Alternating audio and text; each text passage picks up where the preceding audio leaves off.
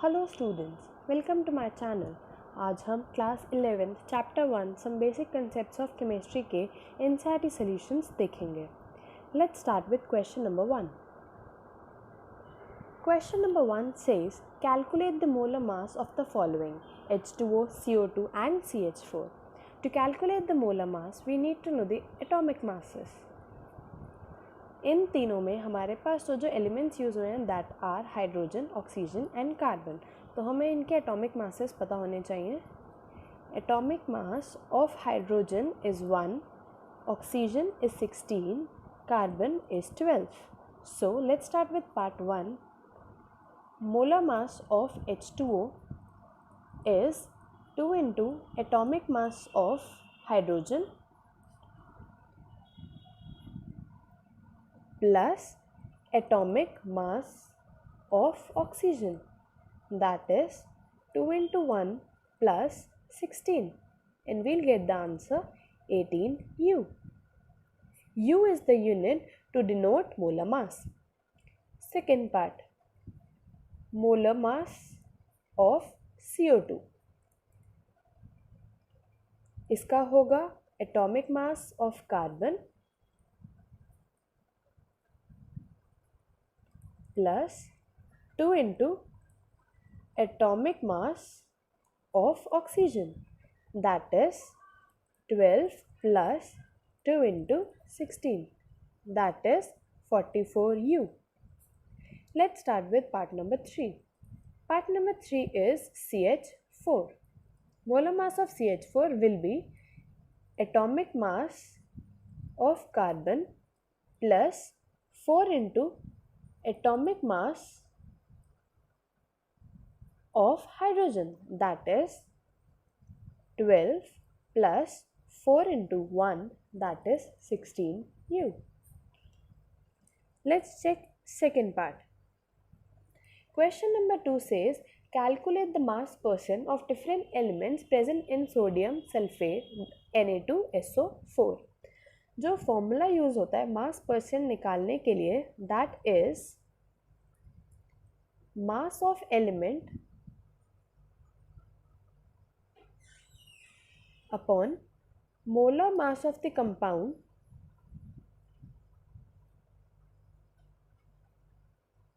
Into 100. सो इसमें हमारे पास elements हैं सोडियम, सल्फर और ऑक्सीजन, तो हम इन तीनों के अलग अलग मास % निकालेंगे. Percentage of sodium will be mass of sodium, that is 23 into 2 upon molar mass of the compound into 100. क्योंकि हमें मोलर मास चाहिए तो हम पहले इसका मोलर मास कैलकुलेट कर लेते हैं. Let's calculate molar mass of Na2SO4, that is sodium का होता है 23, 2 है इसलिए मल्टीप्लाई बाय 2, प्लस सल्फर का होता है 32 प्लस 4 ऑक्सीजन 4 into 16. जब इसे सॉल्व करेंगे तो हमारी वैल्यू आएगी 142. यू से डिनोट करेंगे. यहाँ पे हम इस मोलर मास की वैल्यू डाल देंगे, that is 23 into 2 is 46. Molar mass value is 142 into 100. Similarly हम परसेंटेज ऑफ सल्फर निकालेंगे, that is atomic mass of sulphur, that is 32. नीचे molar mass of the compound, that is 142 into 100. ऐसे ही हम percentage of oxygen निकालेंगे, that is 64 upon 142 into 100. जब इसे हम solve करेंगे तो परसेंटेज ऑफ सोडियम निकलेगी 32.37%, जिसे हम राउंड ऑफ करके 32.4 लिख सकते हैं. जब हम सल्फ़र की इसको कैलकुलेट करेंगे द वैल्यू विल बी 22.53, जिसको हम राउंड ऑफ करके 22.5 लिख सकते हैं. जब हम इसको सॉल्व करेंगे तो आंसर आएगा 45.07, जिसे हम राउंड ऑफ करके 45.1 लिख सकते है। जब हम चेक करेंगे इन तीनों को ऐड करके उसका सम 100 आएगा, that means the calculated values are correct. Let's check the next question now. Question number 3 says, determine the empirical formula of the oxide of iron which has 69.9% iron and 30.1% dioxide by mass। इसके लिए हम क्या करेंगे, हम एक table बनाएंगे, एक तरफ आयरन का डाटा लिखेंगे, एक तरफ ऑक्सीजन का डाटा लिखेंगे। Iron is given 69.9%, oxygen is given 30.1%। अगर हम बोलें पूरा कंपाउंड 100 ग्राम्स है, अगर पूरा कंपाउंड 100 ग्राम्स है तो आयरन कितना होगा? Iron is 69.9%। 69.9% of 100 gram will be 69.9 only. तो इसको हमने ग्राम्स में चेंज कर लिया, 69.9 ग्राम्स। सिमिलरली जब हम ऑक्सीजन का चेंज करेंगे तो उसका आ जाएगा 30.1 ग्राम्स। यूजिंग दिस वैल्यूज हम इनके मोल्स निकालेंगे।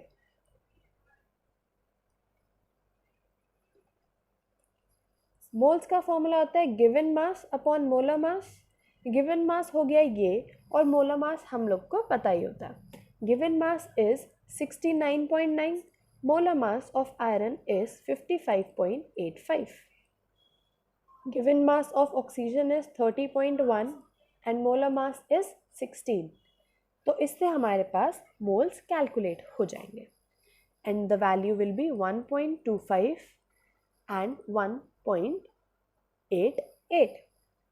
Second step is to convert the values of this mole into the simplest form। मतलब क्योंकि ये एक होल नंबर नहीं है, वैल्यूज आ रही है पॉइंट में, तो उसे हम होल नंबर में कन्वर्ट करने के लिए, एक सिंपलेस्ट रेशियो में लाने के लिए हम क्या करते हैं, जितने भी एलिमेंट्स होते हैं उसमें से जो सबसे छोटी वैल्यू आती है मोल्स की, उससे हम सबको डिवाइड कर देते हैं।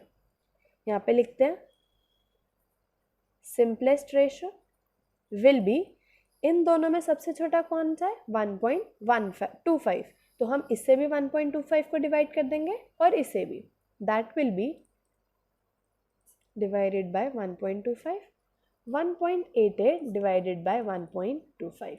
जब इसे सॉल्व करेंगे आंसर आएगा 1, और जब इसे सॉल्व करेंगे आंसर आएगा 1.5। अभी भी हमें, ये तो होल नंबर है but this is not whole number, ये अभी भी डेसिमल में है, तो इसे होल नंबर में कन्वर्ट करने के लिए मैं 2 से मल्टीप्लाई कर दूंगी। अगर यहाँ पे 2 से मल्टीप्लाई करेंगे तो यहाँ पे भी 2 से मल्टीप्लाई करेंगे, तो हमारे पास आ जाएगा Fe के होंगे 2 और ऑक्सीजन के होंगे 3। This is the required empirical formula of the iron oxide. Let's see the next question. Next question says that calculate the amount of carbon dioxide that could be produced when 1 mole of carbon is burned. जब हमें ऐसी कोई question दे रखा होता है तो हम सबसे पहले उसकी इक्वेशन लिखते हैं। Carbon burnt with oxygen forming carbon dioxide। फिर हम चेक करेंगे is the reaction balanced? Yes, the reaction is balanced. जब तक रिएक्शन बैलेंस नहीं होगी इस टाइप ऑफ क्वेश्चन को हम आगे प्रोसीड नहीं करेंगे। 1 mole of carbon reacting with 1 mole of O2 will form 1 mole of CO2। 1 mole means 12 gram, 1 mole of O2 means 32 grams, 1 mole of CO2 means 44 grams। Let's start with the question. First part says 1 mole of carbon is burnt in air. When 1 mole of carbon is burned, 1 mole of CO2 is produced. So the answer will be 1 mole of carbon will produce 1 mole of CO2. Let's see the second part. 1 mole of carbon is burnt with 16 grams of dioxygen. अब हमें 1 मोल दे रखा है और 1 grams में दे रखा है। 1 mole of O2 means 32 grams, but हमें कितना दे रखा है, हमें 16 ग्राम्स दे रखा है, मतलब जितना चाहिए उससे आधा, मतलब we are provided with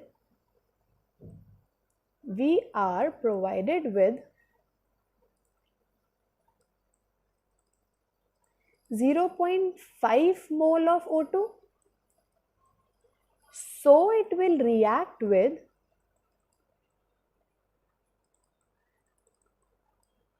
0.5 mole of carbon only, and rest of the carbon will be left unreacted. So, एक बार फिर से देखते हैं इस पार्ट को। ये वाला जो पार्ट होता है जिसमें one of the reactant is provided less, जितना हमें चाहिए होता है उससे, सो तब आता है कॉन्सेप्ट लिमिटिंग रिएजेंट का। यहाँ पे ऑक्सीजन हमारे को जितना चाहिए कार्बन के मुकाबले उतना कम दे रखा है, तो oxygen is the limiting reagent here. तो जो भी रिएक्शन होगी, जितना भी कार्बन डाइऑक्साइड बनेगा will depend on the oxygen. जो लिमिटिंग रिएजेंट होता है उस पर डिपेंड करता है कि कितना प्रोडक्ट बनेगा। तो क्योंकि ये 0.5 है तो ये भी 0.5 ही रिएक्ट होगा और ये भी 0.5 ही बनेगा, and 0.5 mole of CO2 will be produced, that is 22 grams, not 44 grams. Half mole means 6 grams, 6 gram of carbon use होगा और बाकी का कार्बन अनरिएक्टेड ऐसे ही बच जाएगा। Let's see the third part. Third part says 2 moles of carbon are burnt in 16 grams of dioxygen. मतलब ये इस बार ही हमने कर दिया, this was first part, this was second part, and now third part says ये 2 मोल है और ये 16 ग्राम्स ही है। ये अभी भी 0.5 मोल ही है। ये चाहे हम 2 की जगह 20 तक पहुंच जाएं, मतलब ये हम जितना मर्जी ले लें, डिपेंड वो करेगा जो कम है। अभी भी ये 0.5 ही है तो ये भी 0.5 ही रिएक्ट होगा और CO2 भी 0.5 ही बनेगी।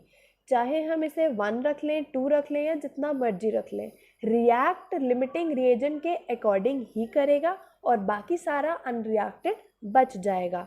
सो थर्ड पार्ट का आंसर भी 22 grams of CO2 ही होगा। Same theory will be applied to the third part also. Let's see the next question now. Molar mass of sodium acetate CH3COONA required to make 500 ml of 0.375 molar aqueous solution means molarity is given. Molar mass of sodium acetate is also given. Okay. So the formula of molarity is given mass upon molar mass into volume of solution in liters.